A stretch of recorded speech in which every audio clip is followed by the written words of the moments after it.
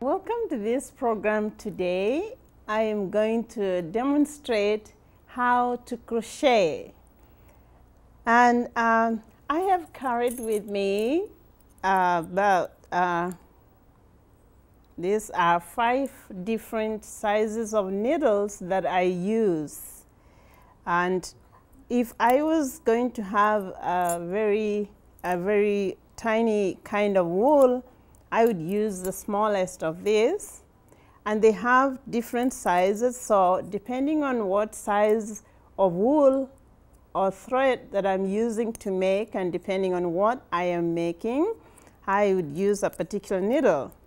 Now, because I will not have enough time to demonstrate all of them, how to use them, I'm just going to show the basics on how I do my crocheting using one needle. And this is the needle that works well with the wool that I have today. I learned how to crochet from my mother and my older sisters. So when I demonstrate this, I'm actually demonstrating what I have learned to do for many years, sometimes for fun, and sometimes I make serious projects. And so I'm going to make something that will be able to be done by the time I'm done with this program. My way of doing it, I'll put the wool around my finger like that. When I was showing a friend of mine, she told me she cannot keep that wool there that much. Her finger will hurt. So it will depend on how comfortable you are. After I put my wool around the finger, then I take my right hand finger. I am right-handed, and so for someone else it could be left. So I take my right hand finger and start turning it into a little round starting point, just like 4 or 5 of them. Then I will hold them with my left hand. I'll take the needle and start to do my very first stitch of putting this kind of project together. At the end, I want to make a little table mat from this one. So I will take the needle, the crocheting needle, like that, and I take the wool like that. I go back into the round section that I started with. So I have 3 of them there now. Then I'll take the wool again that's on my finger. I pull it through 2 of them. Then I come out with that one plus the first one that I left there. They are 2. Then I take that wool again and take it through those 2. So I have made like the very first knot. So subsequently, I'm going to go around. Sometimes I go a little fast because I've done it for so many days, but I'm just repeating the same thing, and I am going to make about 15 of them. So I'm going, that is 2 of them now, and 3. I'm just repeating the very same way I did the first one. 4, 5. And now as I continue, sometimes I just pull the wool like that. I just like to put it around my finger, but sometimes I can do it without really necessarily putting it around the finger. But for me, this works better. So I was 5, now 6. I'm going a little faster. The 7th one. The 8th, 9th, those are 10, 11, and they are all going through the tiny little hole that I made here. It's 12, 13, 14, and 15. And I like to keep stretching it so that it can be straight, because I intend to make a table mat. When I get to the 15th one, now I'm ready to connect it so that it continues making a round circle. But this time I want it to stretch out and be like the other one that I have finished over here. So I am going to make like 4 different corners. So the first one I am going to repeat on the very same hole. I'll make 1, 2, 3 in the very same hole, 4. So all those 4, they go through just one hole. So I'm trying to reinforce so that I can have 4 different corners. Now in between here, I'm just going to make single ones, just the same as the first ones that I made. So I'll make 1, 2, 3. When I reach the 4th, I want to make another one that has 4 of them in one hole. So I'll go 1, 2, 3, and 4. So I keep stretching it. So I do have 2 sides that have been reinforced by 4 heavy together stitches that are together. Now I'm going to make single ones again. 1, 2, 3, 4. When I reach that 4th one, again I keep pulling it to be sure it's going to be flat. I'm now making 4 of them in one hole. 2, 3, and 4. So I have 1, 2, and 3 like corners. I'm remaining with 1 more. That's for my kind of table mat that I want to make for today. That's 2, 3, and when I reach the 4th one, I'll again reinforce it and make 4 of them. 2, 3, and 4. So I'm just remaining this one round, and then I come back to the very first one. So I make again 1, 2, 3, and 4. And now I am back to the very first one that I made of 4 of them. And again, I repeat, this is to enable my table mat to stretch out and be flat on the table. So here now I'll make 4 of them again, but I have added 1 more stitch there just to stretch it so that I can start the second round. So I go again 4 of them, 2, 3, 4. For someone who is learning, this might seem a little too fast, but if it's on a tape, you can make it at a slower speed so that you can watch again what I was doing. Then I have reinforced, I've added 1 more stitch there. Then I continue. When I go the second line, they're going to be a little more than before. So they'll be like 1, 2, 3, 4, 5, before I make the 4 stitches that I do together. So if you look at it now, it's it has those 4 corners. That's 1, 2, 3, and 4.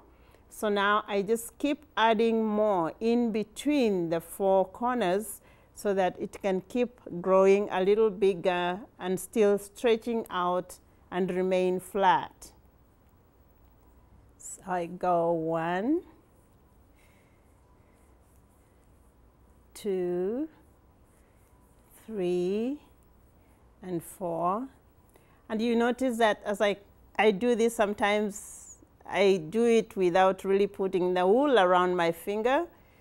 But the way I'm used to it is that I can do that for a short while, then I just make sure I have some more on my finger.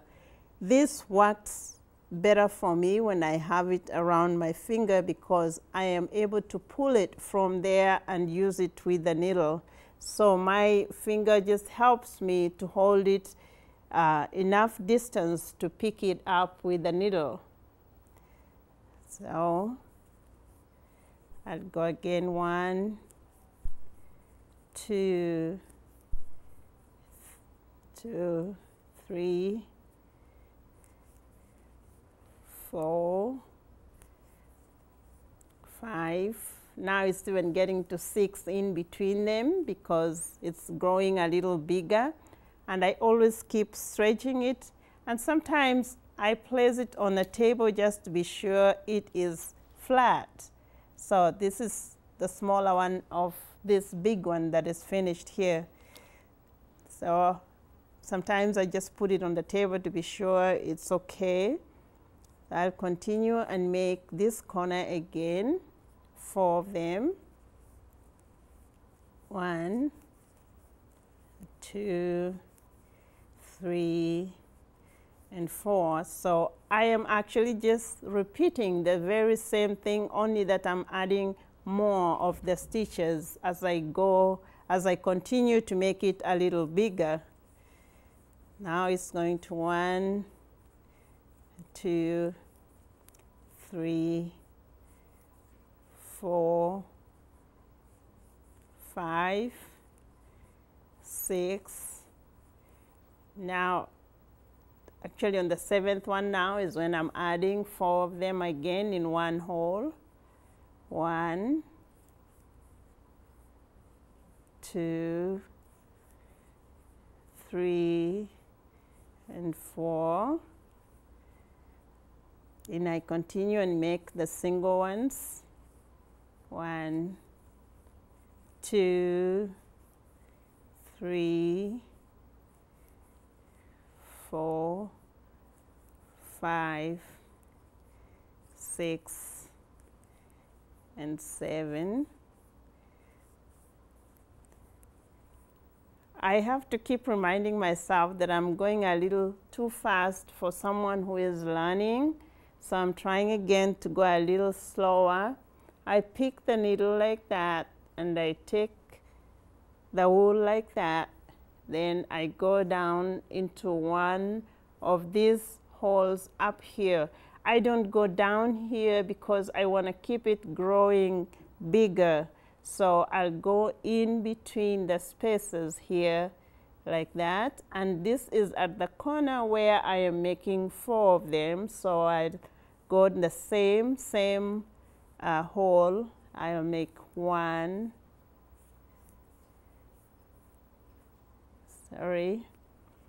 2,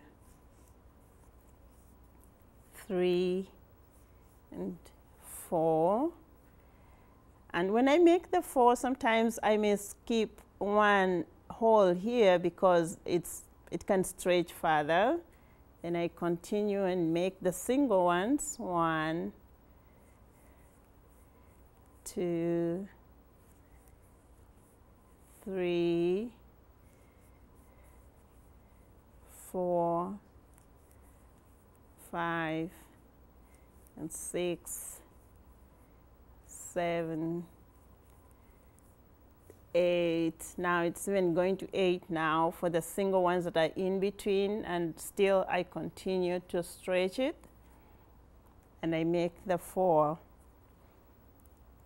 Now crocheting for me, brings sweet memories of my childhood. And as I said, I didn't learn this from a book. I learned it from older girls and my sisters too, who used to do it at school. And I was born and raised in Africa, and in Africa, crocheting for the young girls in those days during my time was something that was like just part of our pastime. And that's how I do it even now. I'll find myself anytime, even when I'm coming to the studio to record my show, I always have a needle. It could be a knitting needle or a crocheting needle. And I have it sometimes in between. For instance, I'm transferring my program to a DVD, and it's going to take a whole hour.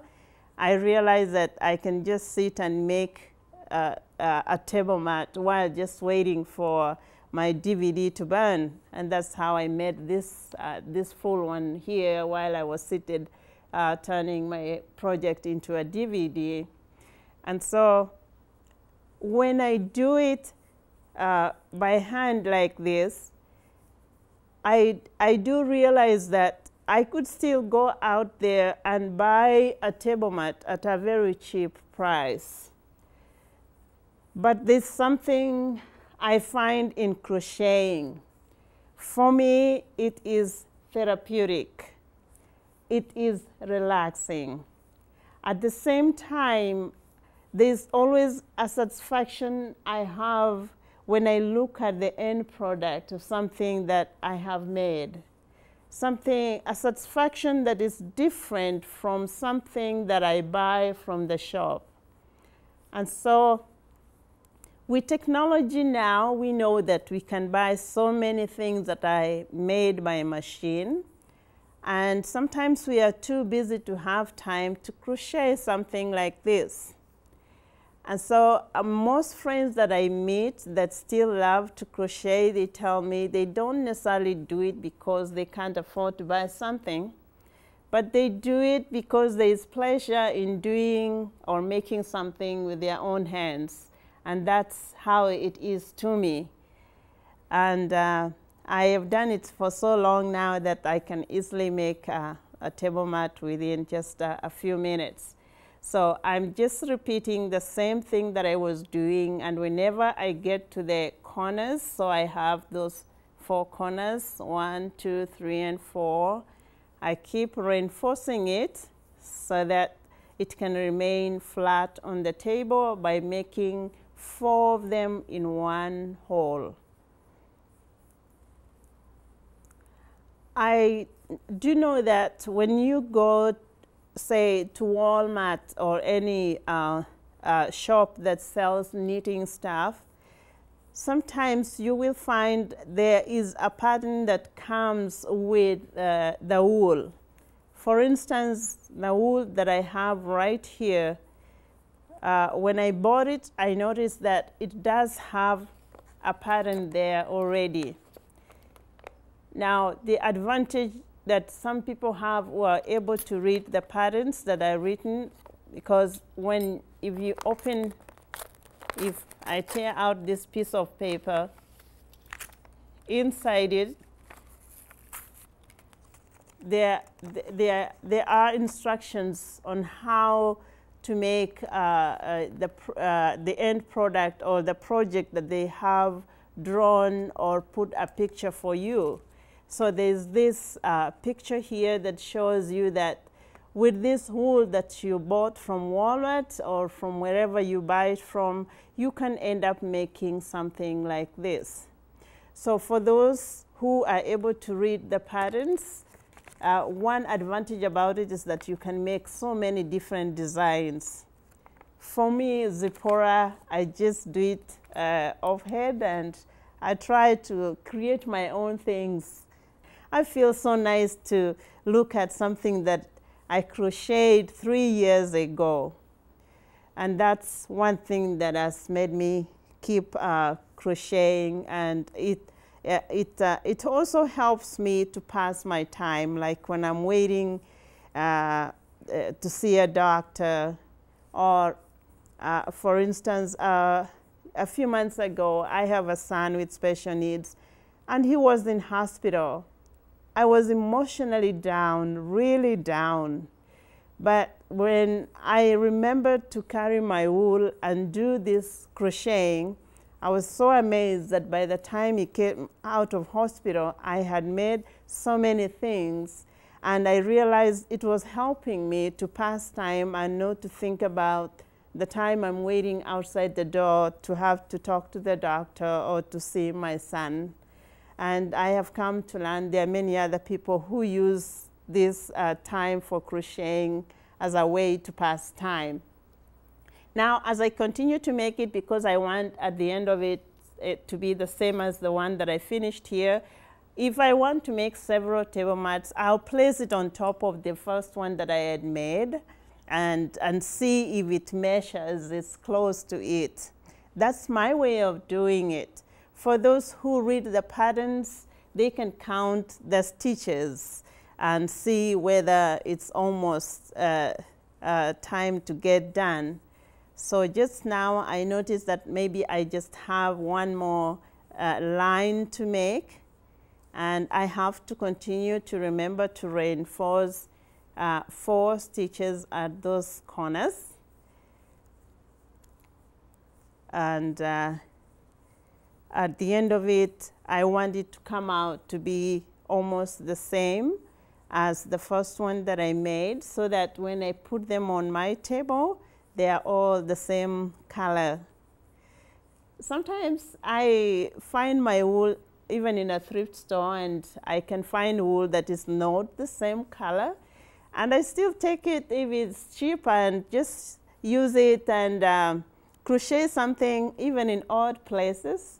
I love to sit in the sauna in a gym, and sometimes I'll find myself crocheting there, but usually I'll do that when I'm crocheting with wool that I didn't buy, like this expensive one, maybe just to keep my mind busy or just to feel relaxed at that moment. So when I make those that don't look same color, I wouldn't use them on my table, but when I make them same color, then I use them as my table mats.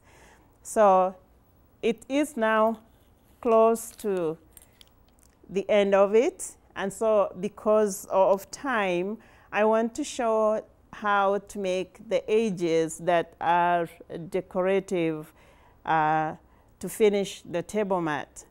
So at the end now, I want to finish the edge, so I'm going to make 5 stitches in one hole. So I go 1, 2, 3, 4, 5, and I will stretch forward and connect it to the last, the line that is just ahead of it, and then I'll go another 5. Now I will skip 1, 2, and go to the 3rd hole. So I'll go 1, 2, 3, 4, 5, and then I connect it to the next 3rd one, and I keep stretching it so that I'll make sure that it forms a good edge and does not fold up and become something else. Now, because I just have a few minutes, you might see me go a little faster, but I'm just repeating the same thing. That's 2, 3, 4, 5, and I attach it to the next hole. Another 5. 1, 2, 3, 4, and 5, and I attach it there. So I'm going to continue doing that. 1, 2, 3, 4 and 5, and at the end of it, if I continue doing that, it's going to form this kind of edge that is just a little pattern that I like to make at the end. They all don't have to be like that, but if I have chosen, if the first one that I made, I put the edges like that, then I would like to do the same with the second and the third if I wanted to make 2, 3, 4 table mats. And so I just created my own creative way of doing it. So like the letters that I used here to write Tamisha, I have similar letters here, and I just went to a thrift store and I found these letters there. There was so many of them, so I just sat down and figured out which ones do I need. So I found those that made Tamisha. I also have some that can make Bob. So assuming I had finished this one, and I just want to have memories of this show, I have put there Tamisha, and then I want to put Bob, so I found a B with those letters. I will put it at that corner there. I take time to see where it will fit on my mat. So I put a B there, and then I put an A there, and I put an R there, and another B there. And I have Bob on my table mat, just memories of this show, because Tamisha and Bob and Nikki are usually very patient with me. They have helped me to learn how to do these shows. So now I only place them there so that I can see where to put them. Now I just put them aside now. For me to finish and put these letters on this table mat, I'll need a needle. So that's a needle. It's a slightly bigger needle compared to the needles that we use to make our clothes. And so at the end of it, I put that wool there. And I take the B for Bob, I put it there, attach it there. These letters have got holes, so then I'll put this needle through there and through that letter B, and I'll put it through there. That's assuming that I am going to keep my mat. This is going to be the top. So then at the bottom of it, I can choose to tie it like that. Or if I had the time still, I could crochet that, but I can tie it. And usually whenever I'm crocheting, I also have a pair of scissors with me. Helps me shape or cut the wool. So I take the pair of scissors and I'll cut that wool like that. And so assuming that now it was done, my B would be right there. Then I would put an A there, an R and B, and I'll make the Bob. That's just for creativity. Otherwise, I could do without it and just finish my table mat for today. Thank you for watching my show. I hope you have fun crocheting something. Make something for yourself, make something for a friend, make something to give a gift for Christmas, and just for fun, to pass time or for therapy. Thank you.